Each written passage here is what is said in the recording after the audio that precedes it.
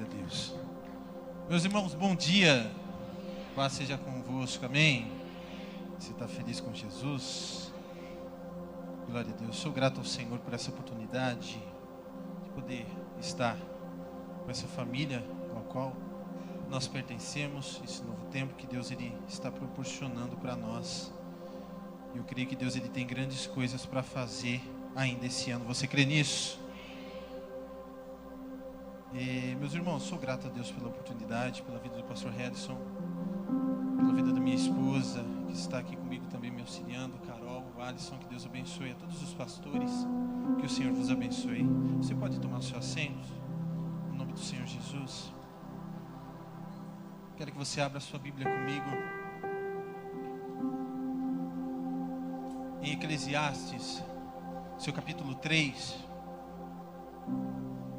glória a Deus.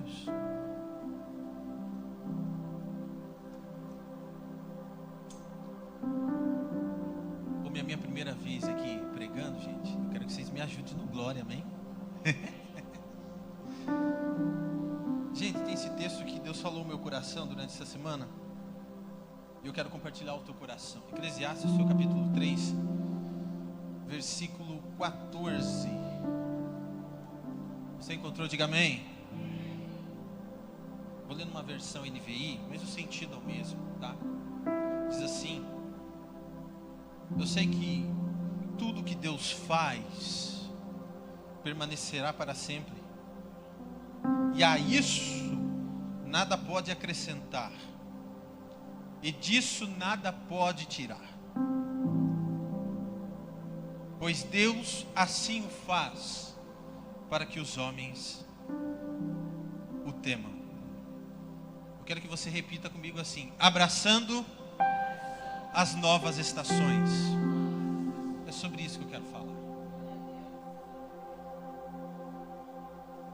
A gente não consegue, irmãos, entender a soberania de Deus. De fato, a gente vai partir dessa vida para a eternidade sem entender. Mas se percebe que essa soberania de Deus, ela relata muito sobre o seu poder sobre toda a criação. Tudo que existe está debaixo desse poder, porque nada sai do controle de Deus.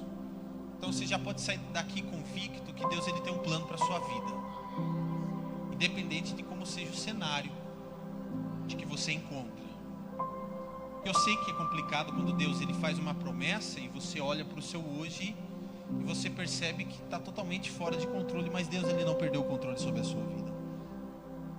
Então, a soberania de Deus, você percebe que nada acontece sem a permissão de Deus, porque Deus ele é soberano, ele é rei e ele é autoridade sobre todas as coisas. Pelo fato dele ser o criador, ele cria tudo de acordo com o seu querer, com a sua vontade. Então ele faz planos e esses planos não são frustrados. E aí você percebe um texto que fala muito sobre a soberania de Deus, que é Salmos, seu capítulo 33, do versículo 7 até o versículo 11, vai dizer assim, que ele ajunta as águas do mar num só lugar, nas profundezas ele faz reservatórios, e toda a terra teme ao Senhor por causa disso, pois ele falou e tudo se fez. Se você olhar no texto está escrito isso: ele faz e desfaz os planos das nações e frustra os propósitos dos povos, mas o plano do Senhor permanece para sempre, e os propósitos do seu coração são por todas as gerações. E como soberano ele estabelece as leis no nosso mundo e garante a aplicação da justiça. Então você percebe a soberania de Deus sobre todas as coisas, que isso dá a garantia, a certeza de ele perdoar, de ele interferir no mundo como queira, porque esse é o significado da soberania de Deus. Deus ele tem controle sobre todas as coisas. Só que é preciso a gente esclarecer algo aqui. Já que a gente está falando sobre estação, a gente fala sobre processo, a gente fala sobre propósito, E falar de Jesus é falar de processo e propósito. É só você olhar. Cristo, ele teve 30 anos de preparação para 3 anos e meio de ministério, para 6 horas de cruz, e após a morte uma vida na eternidade. Você percebe que o propósito de Deus está atrelado a fases, a preparação, a crescimento. E a gente precisa esclarecer algo aqui, que abraçar a estação não significa eu aceitar a doença, o fracasso ou a miséria em nossas vidas. Nós não devemos aceitar nada que não seja a vontade de Deus para nós. E abraçar a estação é justamente o contrário. Abraçar a estação é eu aceitar que Deus, ele tem um propósito para cada etapa ao qual passamos, e dispor a enfrentar a cada situação com a melhor atitude possível, por reconhecer que essa estação do presente que você está passando está te preparando para um novo tempo. Por exemplo, foram 10 anos de oração, 10 anos de choro, de plantio, que aquele que carrega sua semente plantando e chorando, voltará sem dúvida carregando consigo seus molhos.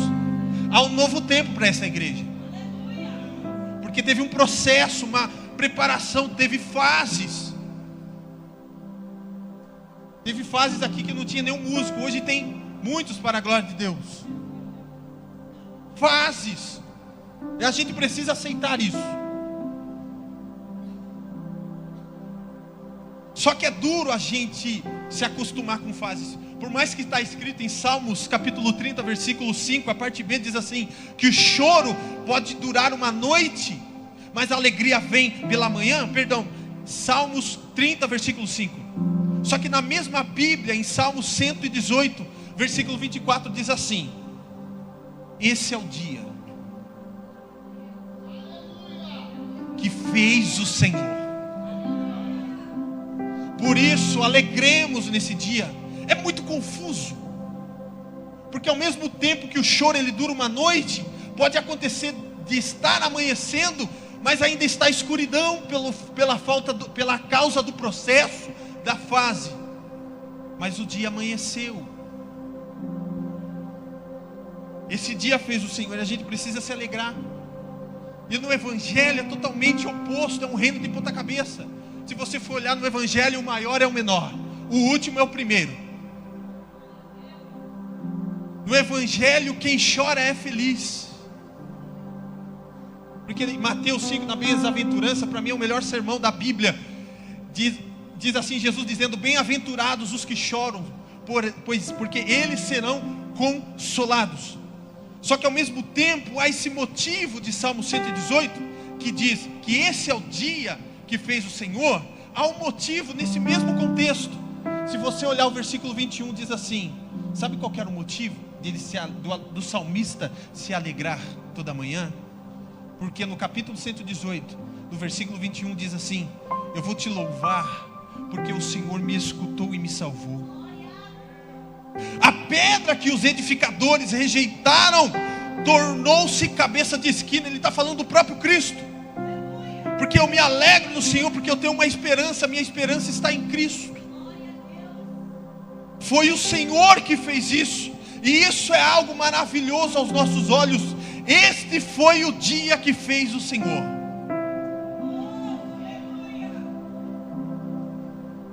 É por isso que eu acredito que a nossa adoração tem que ser ultra circunstancial. Se você olhar em Êxodo 15, Miriam, ela canta e dança após o povo de Israel passar pelo Mar Vermelho, após o povo de Israel triunfar sobre os egípcios. Em 1 Samuel capítulo 2 tem o cântico de Ana, depois de ter entregado Samuel na casa de Deus. Paulo e Silas em Atos 16, eles cantam e as correntes caem, as cadeias se quebram e houve um grande livramento. Mas somente Cristo cantou uma canção antes de ser crucificado. Mateus capítulo 26, o seu versículo 30 diz assim: e tendo cantado o hino, eles partiram para o Monte das Oliveiras. sei que hino que Jesus cantou. Mas isso mostra para nós que a nossa adoração tem que ser ultra circunstancial. Porque eu sei que é difícil a soberania de Deus. Eu não entendo. Mas para mim tem um dos versículos mais sangrentos na Bíblia. Mas é um dos capítulos mais vitoriosos. O versículo mais sangrento é aquele que diz assim: que todas as coisas cooperam ou contribuem para o bem daqueles que amam a Deus, daqueles que são chamados segundo o seu propósito. Eu gosto às vezes de pegar alguns versículos e colocar de trás para frente. Imagina esse versículo: todas as coisas que contribuem juntamente para o bem daqueles que amam a Deus, daqueles que são chamados segundo o seu propósito. É como se fosse assim: o propósito de Deus chama aqueles que o amam. E pelo fato de eu amar a Deus, eu aceito o bem de Deus. Mesmo que o bem ele seja uma porta fechada, eu aceito o bem de Deus. Mesmo que o mar vermelho se abra, eu aceito o bem de Deus. Mesmo que não haja multiplicação dos pães, eu aceito o bem de Deus. É isso que ele está dizendo. Ele está dizendo assim, que ele não diz que todas as coisas que nos acontecerão serão boas, mas esse versículo diz que Deus pode fazer até as coisas más cooperarem a favor do plano que Deus preparou para nós. Se até as dificuldades ganham sentido, quando cumprirmos o propósito de Deus, não há motivo para temer. Porque não importa para onde eu vou, mas com quem eu vou. E sendo já tarde, Jesus disse para os discípulos: passemos para outra margem. Ou seja, não importa a largura dessa tempestade, não importa a profundidade, por mais que o ponto fixo da minha vida é o barco, mas eu estou com Cristo no barco, é isso que importa. Só que ele vem mais, Romanos 8 ele vem, porque dantes conheceu e também nos predestinou para ser conformes à imagem de seu Filho, a fim que ele seja o primogênito entre os mortos. Ele nos predestinou, ele nos chamou, ele nos justificou e também nos glorificou. Que diremos, pois, a estas coisas? Se Deus é por nós, quem será contra nós? Aquele que nem mesmo ao seu Filho poupou, antes o entregou para nós, como não dará a ele todas as coisas? Quem intentará acusação contra nós, se é Deus que nos justifica?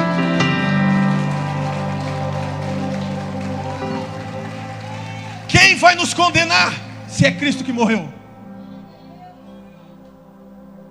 Minha suficiência está em Cristo, isso já basta. Quem vai me separar do amor dele? Não tem como.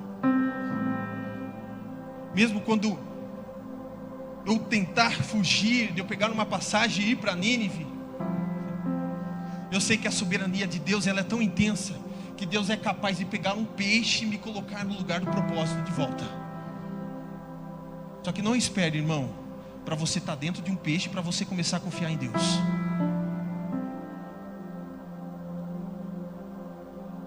Porque esse amor é perseguidor.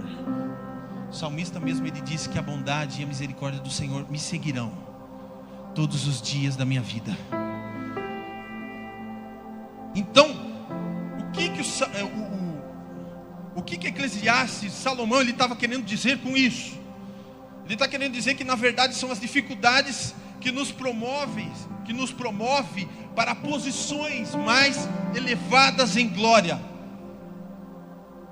É por isso que a gente precisa parar de lutar contra aquilo que Deus quer usar para o nosso benefício. Podemos resistir à sua correção ou reconhecer que Deus ele quer o melhor para nós e cooperar com o Espírito Santo, conforme Ele vai ajustando a nossa atitude e comportamento. Podemos resistir a Deus quando Ele nos manda abandonar algo ou nos rendemos à sua vontade. Só que nós até podemos resistir o chamado de Deus, irmãos, e racionalizar sobre os riscos e o custo da obediência, porque obedecer dói. É difícil um Jonas da vida você pregar para uma nação que matou seus pais. Mas naquela situação Deus ele queria tratar com Jonas. o caráter dele. São fases. É por isso que há cada coisa em cada estação.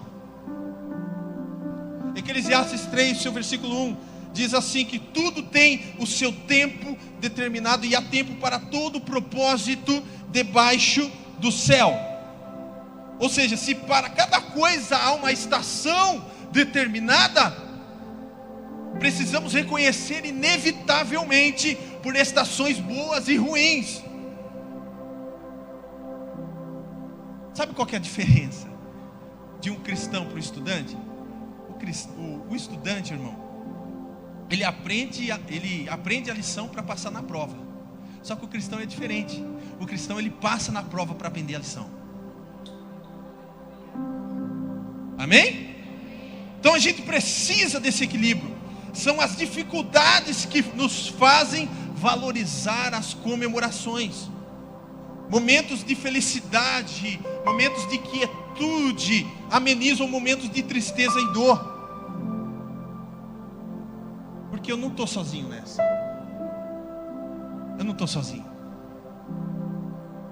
O mesmo que me faz guiar em verdes pastos, o mesmo que me guia às águas tranquilas, o mesmo que refrigera a minha alma, é o mesmo também que caminha comigo no vale da sombra da morte. Mas eu não vou temer mal algum, porque a presença do pastor, a presença está comigo.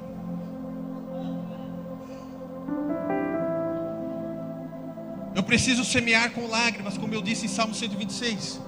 Só que as estações mudam, mas podemos permanecer estáveis em todas elas. Deus, Ele é a rocha inabalável. As flores e os frutos sofrem variação de acordo com as estações, mas não a rocha. É por isso que cada estação eu preciso não só ouvir o que o pastor tem para mim, mas eu preciso praticar, porque aquele que ouve as minhas palavras e a pratica é como um homem prudente que construiu a sua casa sobre a rocha.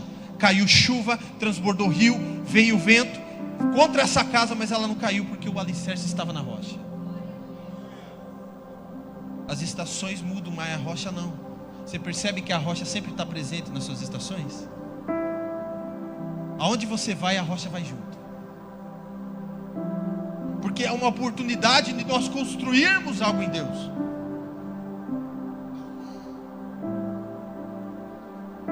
É aquilo que está escrito em Tiago, capítulo 1, versículo 17, que diz assim, que podemos permanecer firmes em Deus, porque em Deus não há sombra de variação, não há sombra de mudança.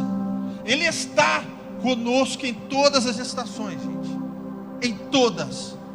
Podemos enfrentar tempos agradáveis e tempos desagradáveis, sem perder a paz e a alegria, porque Jesus venceu por nós. Só que a gente não sabe até quando essa estação ela vai passar. Mas eu fico feliz que, independente do tempo que demore, eu sei que Cristo vai estar comigo. Eclesiastes 3 também revela que cada tempo tem um propósito determinado. Ou seja, há tempo de eu guardar, tempo de jogar fora. Ou seja, se você só acumular coisas, você não terá espaço para armazenar nada do novo. Se você jogar tudo fora, não terá nada disponível quando precisar.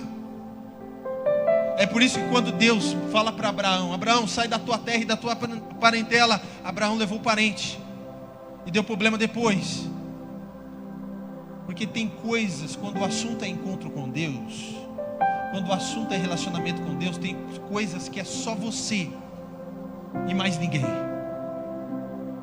É só você, Deus e a promessa. A gente não entende. Há tempo de eu falar, há tempo de eu ficar calado. Por exemplo, nós temos um exemplo disso no Getsêmani. Jesus, ele soube o tempo de clamar a Deus. Ele soube o tempo de clamar a Deus no Getsêmani, mas o tempo de se calar diante de Pilatos. Por isso que a gente tem que ser prudente ao ouvir e tardios para falar. Se Jesus tivesse se calado no Getsemane, meu irmão, ele não teria conseguido suportar a cruz. Se ele tivesse tentado se defender diante de Pilatos, ele não teria ido para a cruz. Você está entendendo isso? Diga amém. Então, se eu estou numa estação, eu preciso descobrir o propósito. E descobrir o propósito da estação pela qual eu estou passando vai ajudar eu suportar melhor essa fase. Porque a gente tem esse costume de quando chega uma fase ruim, a gente quer ter a pressa de passar para uma próxima etapa. E aí você tenta completar o ciclo dessa estação para chegar no próximo estágio, só que você não chega fortalecido, porque você pula processos. A gente precisa entender, irmãos, que o luto, a dor do luto, ela é necessária. Comece a imaginar um Ezequiel que perde a sua esposa e Deus chama ele e fala: você vai profetizar. Porque você precisa entender que o seu chamado é maior que sua própria vida. A gente precisa suportar a dor do luto. A gente precisa se fortalecer para a próxima etapa.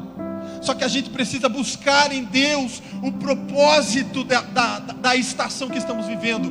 Não o porquê, mas para que eu estou passando. Todas as coisas cooperam para o bem.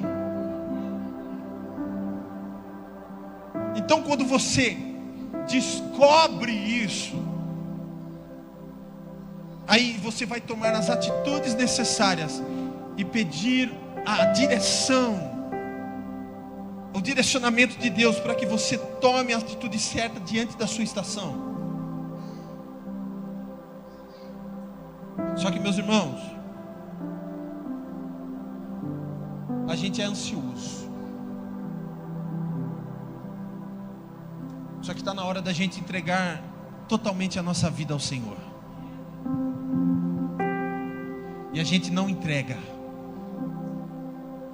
porque a gente quer adorar o Senhor por tudo aquilo que Ele é na nossa vida. Mas você sabe que se Ele entrar realmente dentro do seu coração, Ele vai mudar algumas coisas de lugar. Isso é notório. Eu vejo isso na palavra do centurião. Eu sei que o centurião, ele tinha fé. Mas, irmão, é um centurião. Quando ele foi pedir para Jesus: olha, eu sou comandante de 100 homens, e tudo que eu falar para eles vão me obedecer, mas só basta uma palavra para que o meu servo seja curado. Ele teve uma atitude de fé. Mas pense por outro lado. Existem tipos de fé. A fé que ele teve foi uma fé para que o servo fosse curado. Mas se Jesus realmente fosse para a casa do centurião, talvez ele deixaria de ser centurião. Deus, ele mudaria umas coisas de lugar. Então muitas das vezes a gente vem por fé, mas a gente não permite que Cristo, ele realmente entre por entrar no nosso coração. A gente só acostuma com o perfume do noivo, mas não com a presença dele. Só que você tem que tomar cuidado, viu, meu irmão? Que o perfume acaba, mas a presença fica. Temos que ter a consciência disso. As estações, elas não são um problema, mas sim a maneira como encaramos essas situações. Se a gente se deixar abater na estação, no final a sua força será pequena. Provérbios diz que se você mostrar fraco na tentação, a sua força vai ser pequena. Você não vai passar pelo processo. É só você olhar as estações, gente, do ano. A primavera, ela é uma estação com um clima agradável. Os dias são mais longos, as noites são mais curtas. É uma fase alegre, muito colorida, onde as flores se desabrocham. É um renascimento da flora. Só que você percebe que quando vem o verão, é uma estação mais quente do ano. A chuva forte, é uma chuva mais curta. Normalmente quando a gente associa a verão, a gente pensa em descanso. Só que aí vem o outono, as noites são mais longas do que os dias, as temperaturas ficam mais amenas, os ventos mais fortes, as árvores, elas perdem as folhas. Só que quando chega o inverno, os dias são curtos e as noites são longas. Ronan, o que você está querendo dizer? Você percebe que, por exemplo, no inverno, alguns animais, né, têm esse costume de gostar do inverno, eles entram em hibernação durante os invernos da sua vida. Será que a gente tem feito isso também? Em vez da gente estar atento para cada etapa do processo, a gente se acostuma com o ambiente, sendo que o deserto para a nossa vida é só uma passagem. Há uma terra prometida preparada para nós. Ou você é como as aves, que quando vem as estações você muda de lugar. Você não tem uma coragem, uma determinação para enfrentar a sua situação, a sua estação. A gente precisa entender, meus irmãos, que há tempo para todas as coisas. E a gente precisa, eu já estou indo para o final, a gente precisa celebrar. Sabe por quê? Quando Deus estabeleceu as suas leis, é só você notar, quando cada estação ela completa o seu ciclo, há uma abundância. Não só a abundância de uma recompensa de Deus, mas de uma coisa que você aprendeu naquela estação, porque você se torna mais maduro. É por isso que vem situações na sua vida que você é ferido, mas você é curado para curar pessoas. É por isso que vem situações na sua vida que você não está transformado no caráter de Deus, aí Deus te transforma para transformar outras vidas. É aquilo que Paulo está dizendo: eu carrego comigo as marcas de Cristo. Vocês podem me imitar porque eu estou imitando a Cristo. É isso que Paulo está dizendo. É por isso que você passa por processo. É por isso que é difícil uma frutificação, gerar fruto. Porque ao mesmo tempo que galho tem que gerar fruto, tem que ter raiz buscando água. E aí com os frutos que vêm de acordo com o tempo, como o salmista diz, que as folhas não murcham, através desse processo da flora, dos seus galhos se tornarem saudáveis, dos frutos vier, vai servir de sombra para alguém descansar, e os seus frutos vai servir para quando alguém tiver fome, com falta de fé, os seus frutos vai alimentar a fé daquela pessoa. É isso que a gente tem que entender. Então Deus, Ele opera a transformação necessária. Quando cada estação completa o seu ciclo, a abundância. Então desfrute, irmão, da estação da colheita. Nos últimos dias falamos sobre atravessar as estações difíceis da vida, mas será que nos lembramos de desfrutar das estações boas? Ou a gente é igual o povo do Egito, que foi liberto, mas estava com a mente de escravo? Porque lembrava das situações ruins, sendo que Deus estava com ele todo dia. Tinha maná, tinha cordonize, nuvem, coluna de fogo. Perceba, foi para a liberdade que Cristo vos libertou. Libere dessa má fase e desfrute do novo de Deus. Você percebe que a festa de Deus é diferente da comemoração do mundo. O mundo comemora com bebidas, comida, orgia, para fazer as pessoas esquecerem do seu problema. As festas de Deus são para fazer os seus filhos se lembrarem de suas bênçãos. A primeira festa que Deus determinou foi a Páscoa. A Páscoa era a festa em que o povo relembrava a libertação da escravidão do Egito. A segunda festa foi o Pentecostes. Foi que o povo ele comemorava os primeiros frutos que apareciam no campo. A terceira festa foi a dos tabernáculos, em que o povo celebrava a colheita. Deus, Ele quer que nós nos lembremos das bênçãos e vitórias que Ele já nos concedeu. Ele quer que nós comemoremos os pequenos começos da mesma maneira que celebramos o dia da grande colheita. Não despreze os pequenos começos, irmão.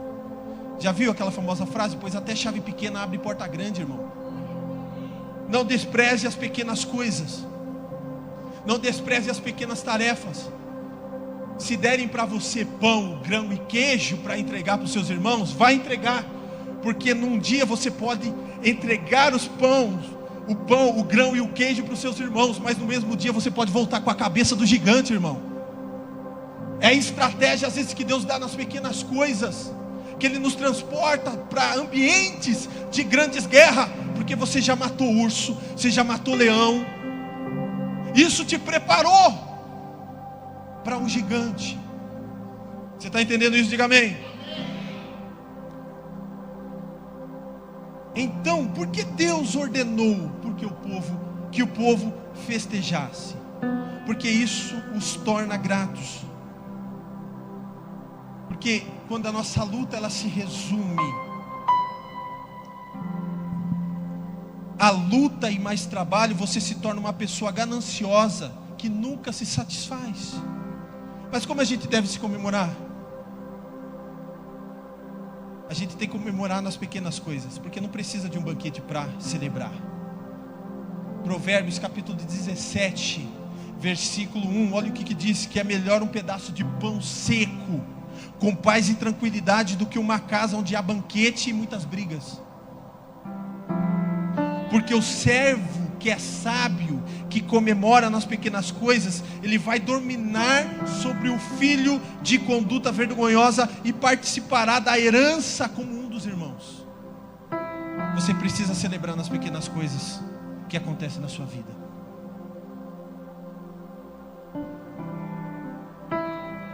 Você se alegra com um bom servo em meio ao sofrimento? Eu espero que sim. Só que você precisa entender algo. Você pode fazer uma coisa de que gosta, comer uma comida diferente, comprar um pequeno presente que seja, colocar uma música animada, mas o importante é você separar um momento especial em que você possa dizer: esse é o meu momento de comemorar. Esse é o meu momento de festejar, porque até aqui nos ajudou o Senhor. Essa é a razão, gente, da celebração. A gente precisa abordar em cada fase da nossa vida. Se Deus ele preparou tudo para nós e não há falha nos seus planos, vamos viver de uma forma intensa. Porque é essa a razão da celebração. Por isso não deixe de agradecer pelas pequenas bênçãos que Ele pode derramar ainda sobre você ainda esse ano.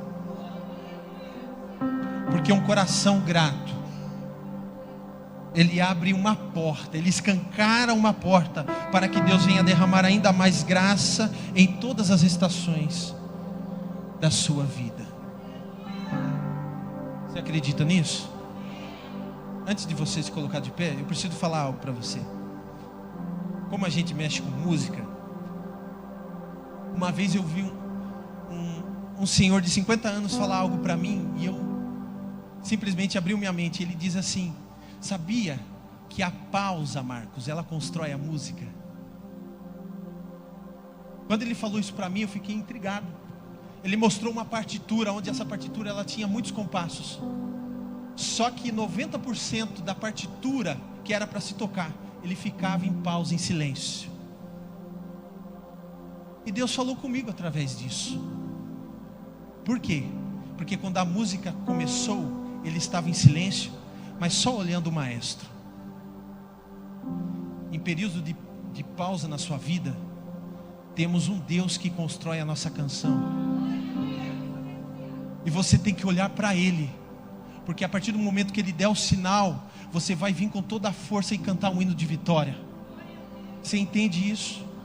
As pausas, ela constrói a música. Por isso que esses processos que você vive são as condições para que você venha suportar o peso da resposta de Deus. Não entendi. Como o rei Davi, vamos lá. Os ursos e os leões me preparam, são os processos que são as condições para que eu venha suportar um peso de uma coroa. É por isso que você está nesse processo. Só que você precisa entender que há um momento, haverá um momento do de repente de Deus na sua vida. E quando Deus se levanta, meu irmão, se prepare para uma reviravolta que vai acontecer, onde você vai para um próximo nível, para uma próxima fase, para um novo templo. Porque eu acredito que quando Deus ele coloca em nível maior, é porque Ele nos dá condições de alcançar mais almas. Nós estamos indo para um novo templo. Porque eu acredito que haverá uma arrebanhação de almas nunca mais vista antes nesses últimos dias. Isso é um passo de fé. Abrace as estações que estão na sua vida. Abrace as estações, mesmo que a madre esteja fechada. Só que tome cuidado com a intenção daquilo que você está pedindo. Ana tinha intenção de ter um filho para esfregar na cara de Penina. Porque enquanto você colocar no seu coração que você deve ter algo que você sonha tanto para esfregar na cara de alguém, Deus ele não vai te dar. Mas quando você fazer igual Ana, Deus me dá um filho, pois eu te entrego. Aí ela entendeu que ela queria um filho, mas Deus queria um sacerdote. A oração está condicionada à vontade de Deus. Aí você vai perceber que você tomou o direcionamento certo nessa fase que você está passando. Se coloque de pé.